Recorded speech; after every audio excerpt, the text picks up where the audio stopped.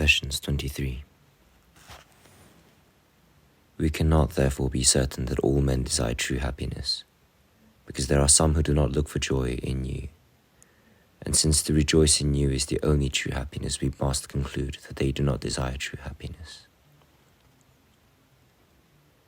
It may be that all men do desire to be happy, but because the impulses of nature and the impulses of the spirit are at war with one another, so that they cannot do all that their will approves, they fall back upon what they are able to do and find contentment in this way. For their will to do what they cannot do is not strong enough to enable them to do it. If I ask them whether they prefer truth or falsehood as the foundation of their joy, they all reply that they would choose truth, and they say this as unhesitatingly as they say that they wish to be happy.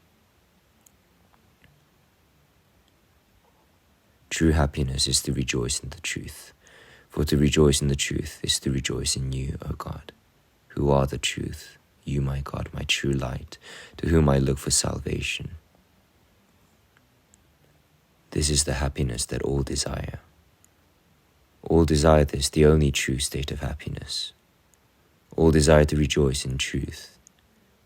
I have known many men who wish to deceive, but none who wish to be deceived.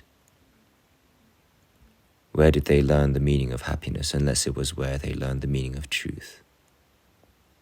For they love truth, since they do not like to be deceived, and when they love happiness, which is the same as to rejoice in truth, they must love truth also.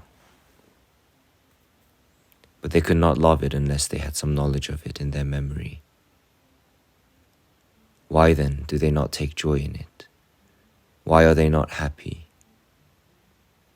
It is because they attend far more closely to other things whose power to make them unhappy is greater than the power of their dim memory of truth to make them happy.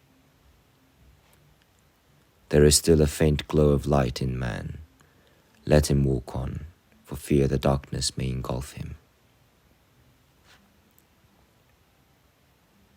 But why does truth engender hatred?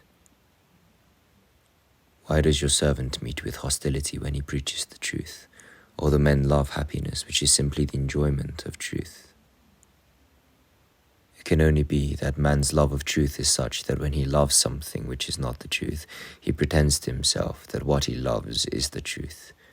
And because he hates to be proved wrong, he will not allow himself to be convinced that he is deceiving himself. So he hates the real truth for the sake of what he takes to his heart in its place. Men love the truth when it bathes them in its light. They hate it when it proves them wrong. Because they hate to be deceived themselves, but are glad if they can deceive others, they love the truth when it is revealed to them, but hate it when it reveals that they are wrong. They reap their just reward. For those who do not wish to stand condemned by the truth find themselves unmasked against their will, and also find that truth is denied to them. This is precisely the behavior of the human mind. In its blind inertia, in its abject shame, it loves to lie concealed, yet it wishes that nothing should be concealed from it. Its reward is just the opposite of its desire, for it cannot conceal itself from the truth, but truth remains hidden from it.